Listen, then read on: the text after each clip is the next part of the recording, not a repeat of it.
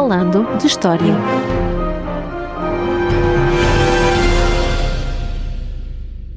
Olá a todos e bem-vindos ao episódio 84 do nosso podcast Falando de História. Eu sou Roger Lides e comigo está, como sempre, Paulo M. Dias. Olá! E chegamos à última parte da nossa série especial sobre os 50 anos do 25 de Abril.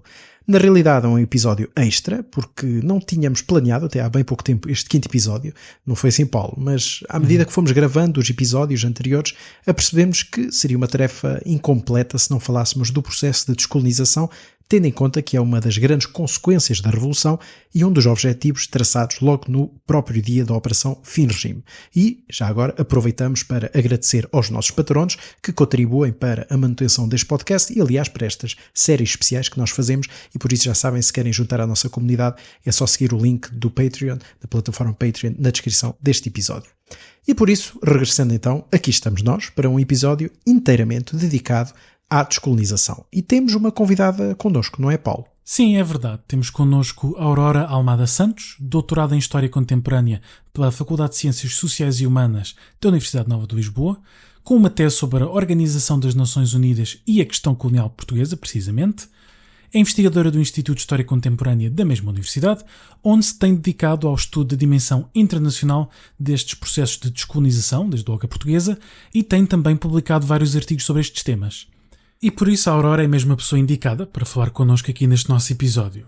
Aurora, muito obrigado por se juntar a nós neste nosso podcast Falando de História. E passando já para uma pergunta introdutória, não é? Mas qual acaba por ser o primeiro passo do MFA, logo a seguir ao 25 de Abril, em direção a esta descolonização? Antes de mais, obrigada pelo convite para estar aqui. Relativamente à sua pergunta, o MFA, inicialmente, no seu programa, pretendia a descolonização, a independência das colónias.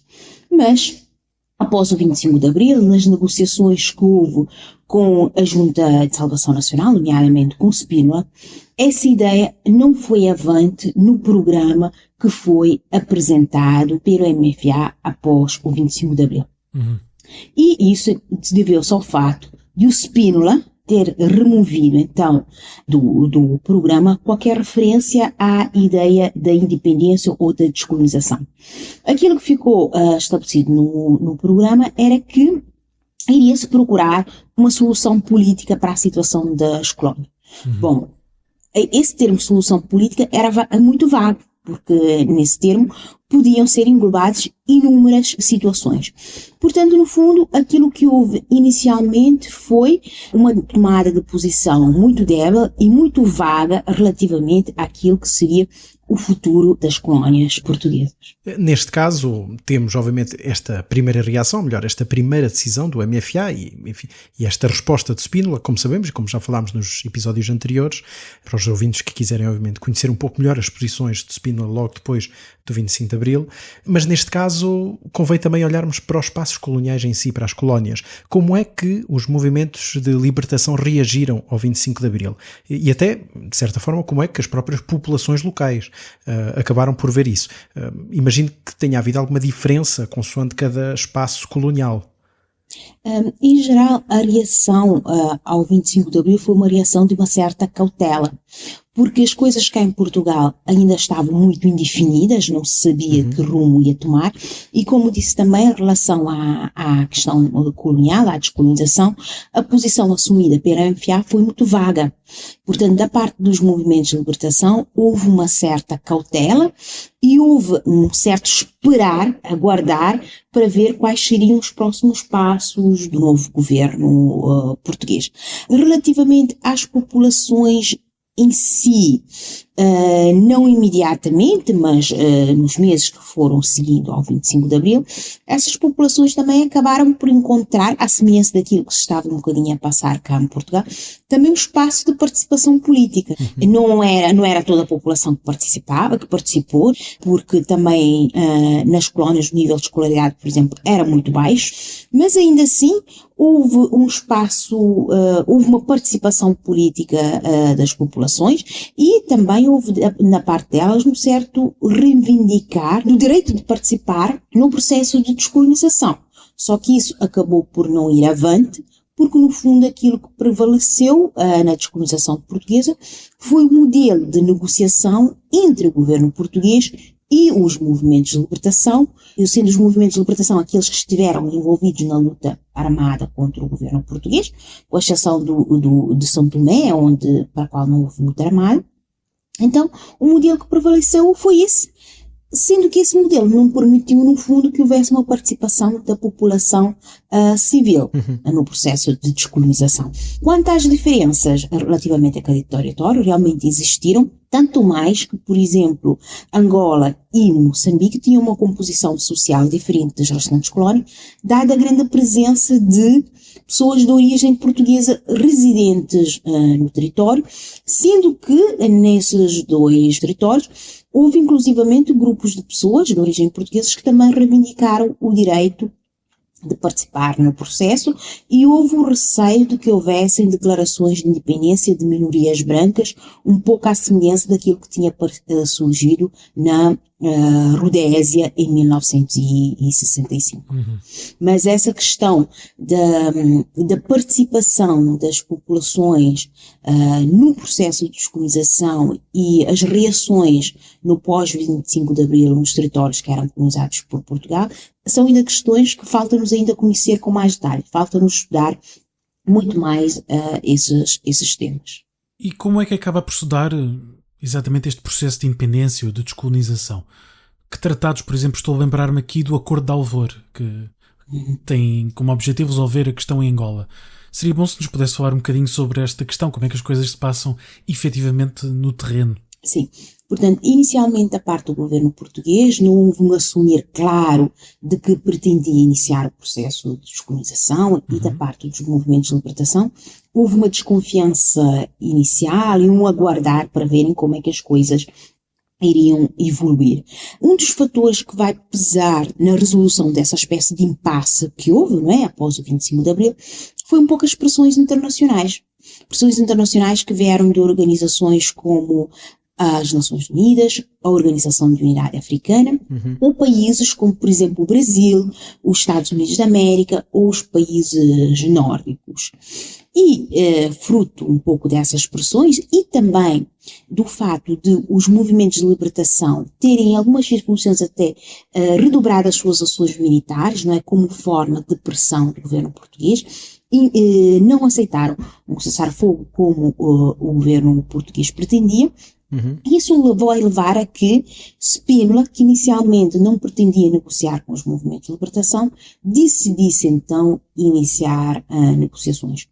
Houve umas negociações iniciais com o PAIGC e com a Frelimo, e essas negociações acabaram depois por ser suspensas, não foram para a frente, porque o governo português não pretendia aceitar as reivindicações dos movimentos de libertação, que queriam independência e a transferência de poderes sem a realização de referendos, e depois deu-se essa suspensão das negociações, as pressões internacionais continuaram, e o MFA, o Movimento das Forças Armadas, depois vai ter um papel fundamental, nomeadamente a partir da nomeação do segundo governo provisório, e o MFA vai então fazer pressão no sentido do reconhecimento por parte do governo português do direito das colónias à autodeterminação e à independência.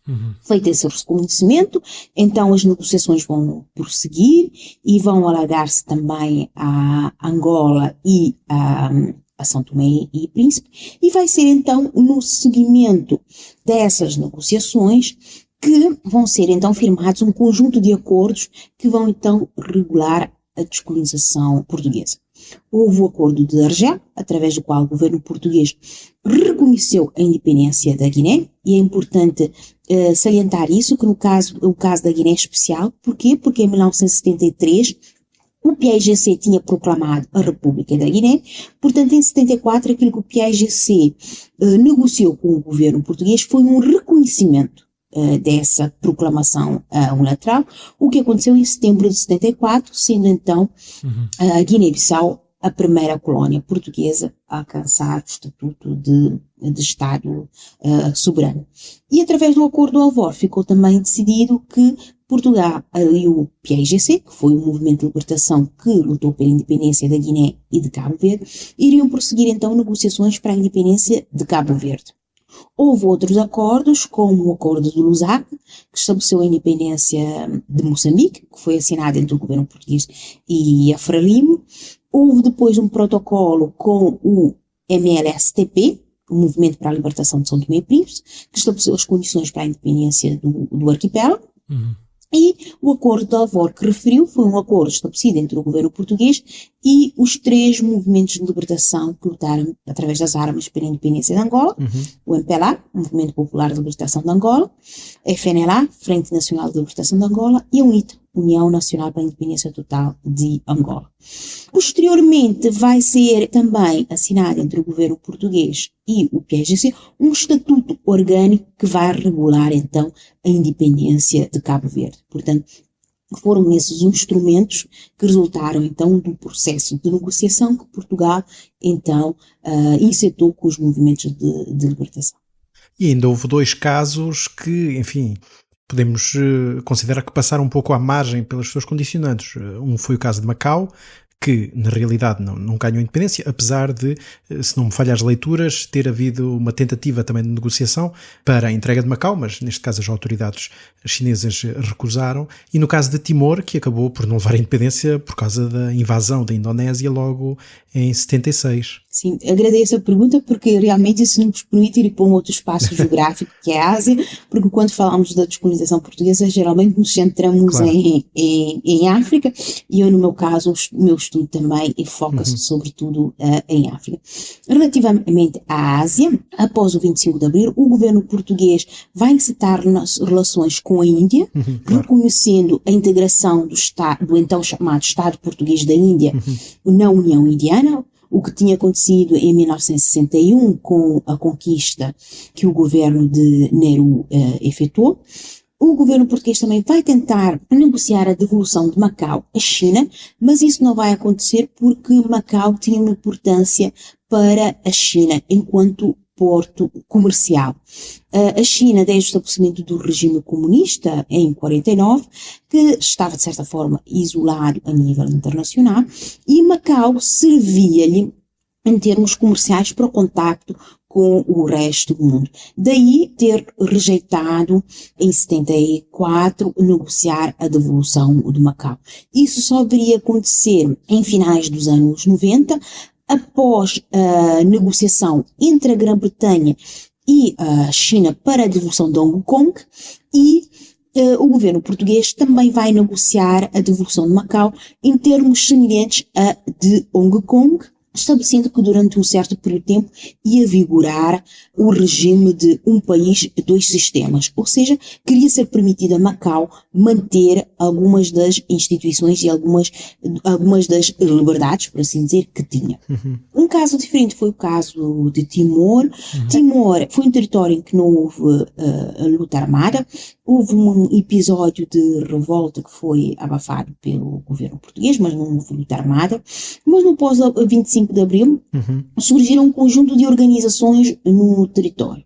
E essas organizações rapidamente entraram em conflito entre si, e a administração portuguesa no território era muito pequena. E Timor-Leste está localizado numa ilha em que a outra parte, Timor Ocidental, pertence à Indonésia.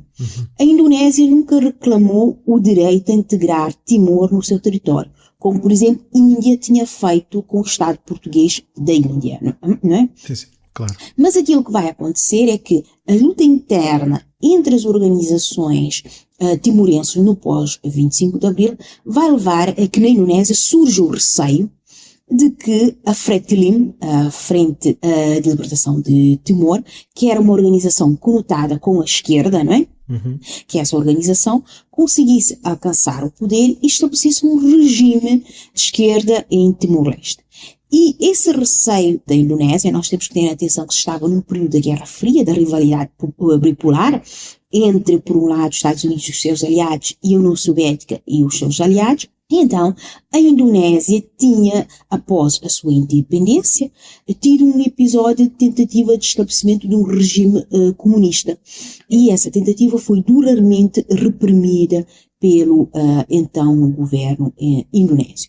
E então, esse receio de um possível regime comunista em Timor-Leste vai levar a que então a Indonésia invada Timor em dezembro de 1975, e sendo que essa invasão contou com o apoio de grandes potências, como é o caso dos Estados Unidos e do país vizinho, que é a Austrália, sendo que a própria União Soviética, a nível internacional, não contestou a ação da Indonésia. E a Indonésia é claramente um país a nível asiático que é um potentado, não é? Portugal não tinha condições de militarmente fazer face à situação, e por outro lado, Portugal também, nós temos que ter atenção que estava a viver os seus próprios problemas internos, estava em processo de consolidar a sua democracia, economicamente estava a ter problemas, portanto, isso levou a que Portugal tomasse a decisão de colocar a situação de Timor a nível internacional, entregando a situação à Organização das Nações Unidas. A Organização das Nações Unidas, durante um certo tempo, debateu a questão, mas, no fundo, nunca tomou decisões que colocassem em causa a ação que a Indonésia tinha empreendido. E vai ser, então, somente em finais dos anos 90, não é? Já com o fim da Guerra Fria, e o governo português vai procurar novamente chamar atenção para a situação de Timor-Leste, uma vez também que surgiram relatos de massacres perpetrados por forças indonésias.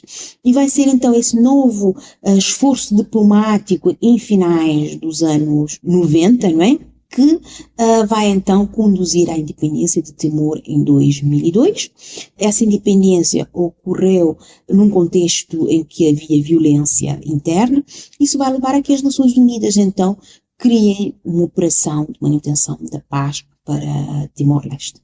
Apesar deste desvio, que, como disse, é frequentemente esquecido, mas que faz parte de todo este processo de descolonização, mas olhando um pouco mais para trás, realmente voltando aos meados desta década de 1970, já falou um pouco da reação da comunidade internacional, não é? Como da própria Organização das Nações Unidas, mas é possível identificar algum papel de relevo no processo de descolonização, além da pressão, não é, geral exercida, como já mencionou? Acabaram por ter algum papel? Por exemplo, mesmo os Estados Unidos, na década de 60, tentaram, enfim, umas propostas de descolonização ao governo de Salazar que foram rejeitadas.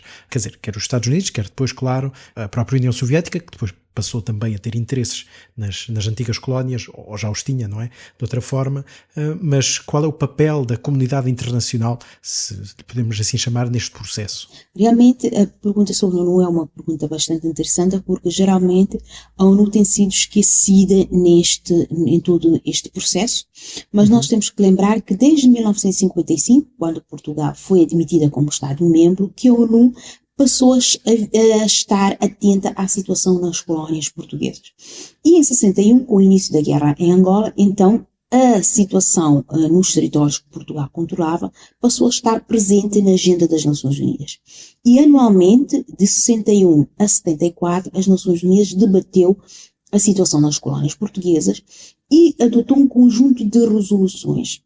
E vão ser essas resoluções, então, que vão, no fundo, servir de quadro legal de base para a descolonização portuguesa. E logo após abril de 74, as Nações Unidas vão exercer uma enorme pressão sobre o governo português para que realmente implementasse as suas resoluções e que a descolonização tivesse lugar segundo aquilo que a organização planeou.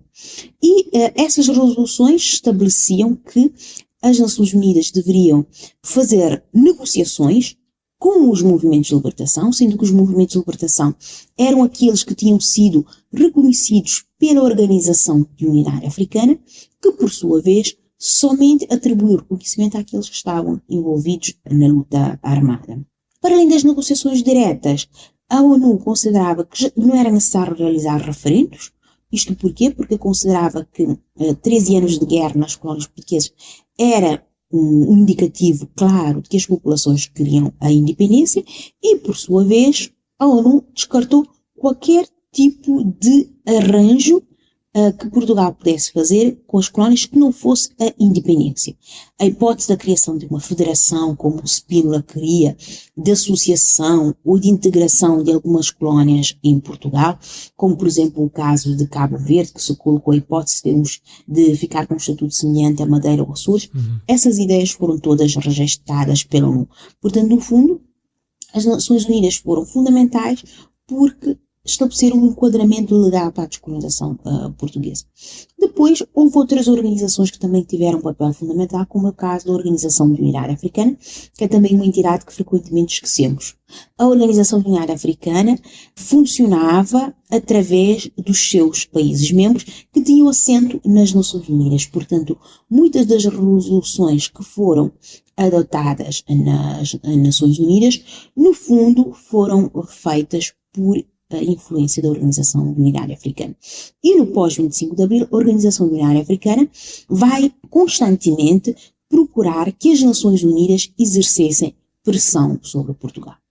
Depois, a nível dos países individuais, o caso dos Estados Unidos é bastante conhecido, o papel dos Estados Unidos na questão da descolonização portuguesa, pressionando Portugal, e noutros casos, como por exemplo no caso de Cabo Verde, devido à questão da Guerra Fria, alimentando receios de que o território pudesse cair sobre a esfera soviética, e depois também outros países, não é, que de certa forma deram o seu contributo no sentido de pressionar Portugal no sentido da descolonização.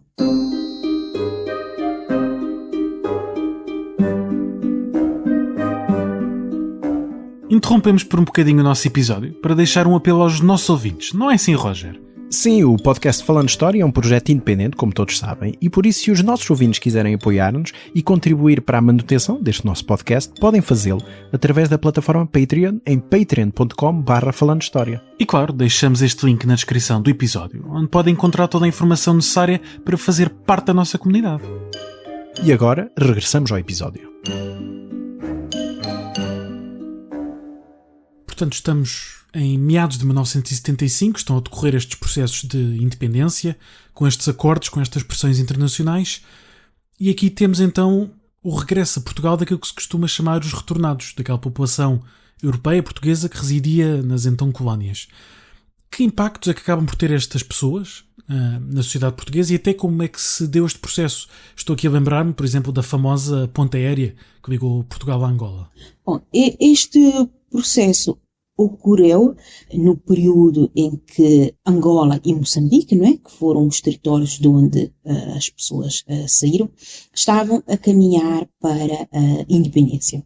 No caso de Angola, havia um risco de guerra civil que acabaria por se concretizar porque havia 3 movimentos de libertação que desde o período da luta da guerra colonial tinham diferenças entre si e essas diferenças continuaram no pós-independência. Portanto, a situação de insegurança que começou a surgir em Angola, mas também em Moçambique, onde a população também começou crescentemente a sentir-se insegura, terá estado então como um dos principais motivadores para o regresso dessas populações. Nós estamos a falar de pessoas que nasceram em Angola e Moçambique, portanto, mas também primeiras gerações, pessoas de origem portuguesa que tinham emigrado para lá, mas há também uma terceira componente que nós esquecemos, que são os próprios africanos também, que muitos também fizeram parte desse movimento dos retornados, por assim dizer. Claro. É o caso, por exemplo, de cabo-verdianos, não é, que trabalhavam na administração colonial portuguesa, nomeadamente em Angola, e que também vieram para Portugal, ou mesmo africanos que vieram por motivos familiares, por exemplo, porque eram casados com portugueses, porque eram filhos de portugueses, e então vieram também. Portanto, acho que não podemos esquecer essas populações também quando falamos de retornados. Claro. Esse conceito de retornados engloba, no fundo, muitas pessoas e diferentes realidades.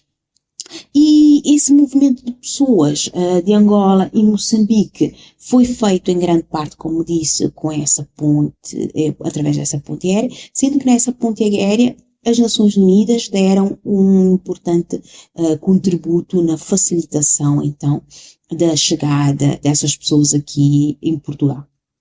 Esse processo foi semelhante àquilo que aconteceu, por exemplo, na Argélia, com o chamado Pied Noir, que são pessoas que nascidas na Argélia, mas de origem francesa, após a independência da Argélia em 1962, também regressaram à França e tiveram que se instalar e fazer as suas vidas. Portanto, aqui no caso de Portugal, tem-se considerado que houve um relativo sucesso na integração dessas pessoas aqui na sociedade portuguesa. Apesar do número, no caso português, ser bastante superior ao caso francês. Se não me falha a memória, estamos a falar de mais ou menos 500 mil pessoas que regressaram, vindas de Angola e Moçambique, sobretudo, o que proporcionalmente à população portuguesa naquele momento é um número superior àquele que aconteceu no caso francês com a Argélia.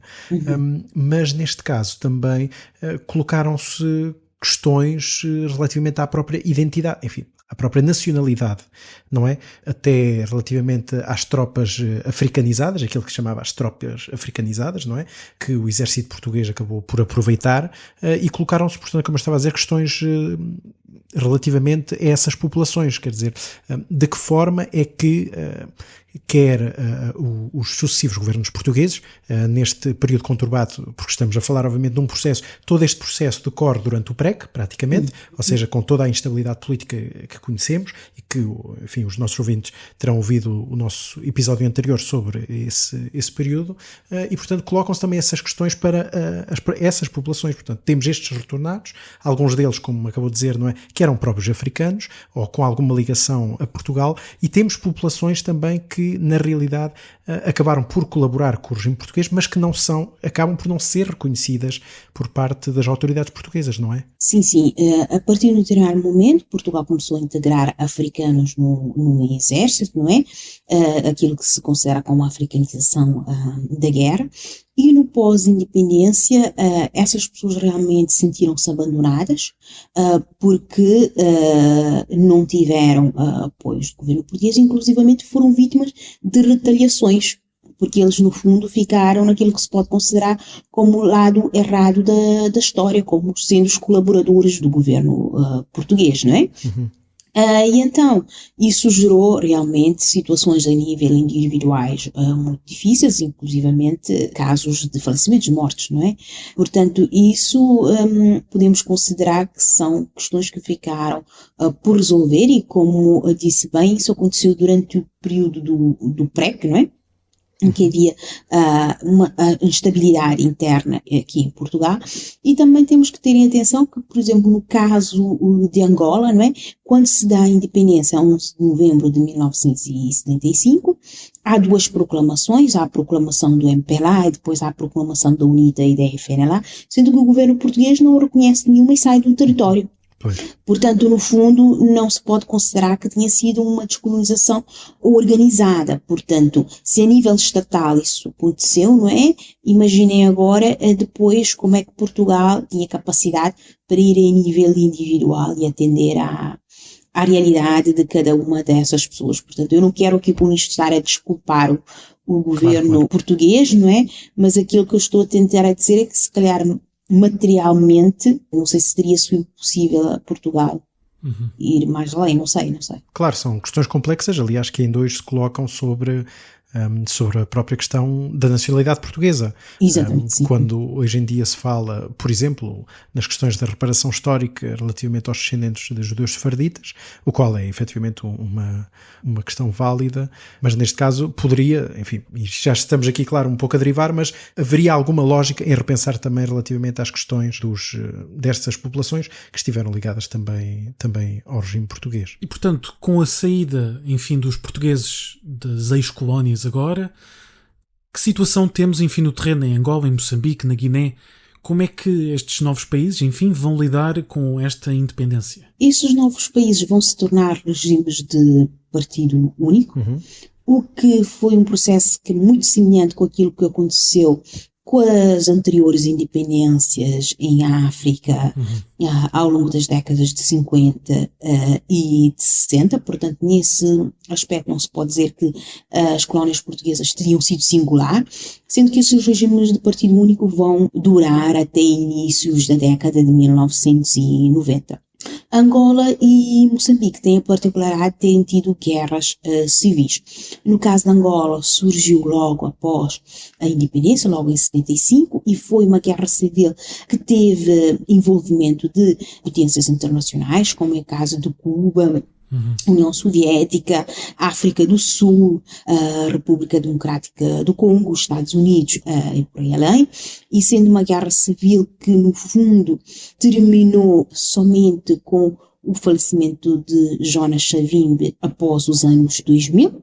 No caso de Moçambique, a guerra civil chegou um bocadinho mais tardiamente, com a Renamo, que pegou em armas contra o regime que a Frelimo tinha estabelecido, sendo que esse processo vai ser resolvido através da mediação internacional no início dos anos 90. Portanto, em ambos os territórios, essa questão da guerra civil vai, no fundo, condicionar o Estado, não é? Vão condicionar o Estado e a realidade das próprias populações. Estamos mesmo no fim deste nosso episódio sobre a descolonização e a pergunta que fazemos para fechar tem sido a mesma que temos feito quase sempre aos nossos convidados desta série sobre os 50 anos do 25 de Abril, que é precisamente como é que hoje, 50 anos depois, podemos olhar, podemos avaliar este processo de descolonização. 50 anos depois, podemos olhar esse processo como sendo um processo que não foi planeado. Foi um processo que envolveu Portugal, os movimentos de libertação, mas também entidades externas, portanto foi longe de ser um processo bilateral.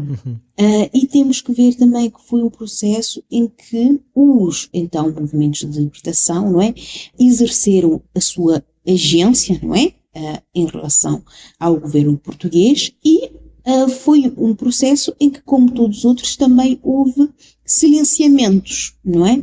No sentido em que somente da parte das colónias, somente alguns movimentos de libertação estiveram presentes nas negociações pela independência.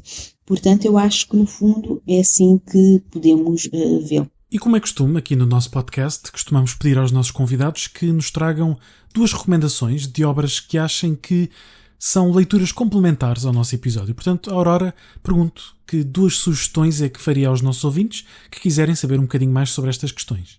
Sugiro o livro do Leonis Nuno Rodrigues sobre Spínola, que é uma biografia política, através da qual nós podemos perceber como é que Spínola, no pós-25 de Abril, agiu em relação à questão da descolonização portuguesa, à questão da situação das colónias portuguesas e como é que isso condicionou inicialmente o MFA. A minha segunda sugestão de leitura é o volume da História de Portugal, o volume 8, publicado em 1994, em que o José Medeiros Ferreira tem um capítulo sobre a descolonização, seu processo e consequências. Esse capítulo é bastante importante porque, na falta de um trabalho genérico sobre a descolonização portuguesa, tem aqui dados factuais para cada um dos territórios portugueses. Portanto, para quem quiser saber mais, estas 2 obras são bastante relevantes. E da nossa parte, nós recomendamos um artigo da Aurora Almada Santos, a Organização das Nações Unidas e a Descolonização Portuguesa, publicado nas Estudos do Século XX, revista do Centro de Estudos Interdisciplinares da Universidade de Coimbra, em 2018. Como é um artigo que está disponível online, nós deixamos, como é evidente, o link na descrição deste episódio. E pronto, é tudo. Nós voltamos a agradecer imenso à Aurora por ter estado aqui connosco neste nosso episódio 84 do podcast e para finalizar esta série, para comemorar os 50 anos do 25 de Abril, falando deste tema central que foi a descolonização. Muito obrigado, Aurora, por ter estado aqui connosco. Eu que agradeço o convite. Obrigada. Muito obrigado. E pronto, como dissemos, este é o fim da nossa série especial para comemorar os 50 anos do 25 de Abril de 1974, com este 5º episódio especial. Esperemos que os nossos ouvintes tenham gostado, porque, claro, penso que deste lado gostámos, não foi assim, Paulo? Mas já sabem, o nosso e-mail está sempre aberto a qualquer e-mail que queiram enviar em falandohistoriapodcast@gmail.com, e a edição, como de costume, é de Marco António. Até à próxima. Até à próxima. Falando de História.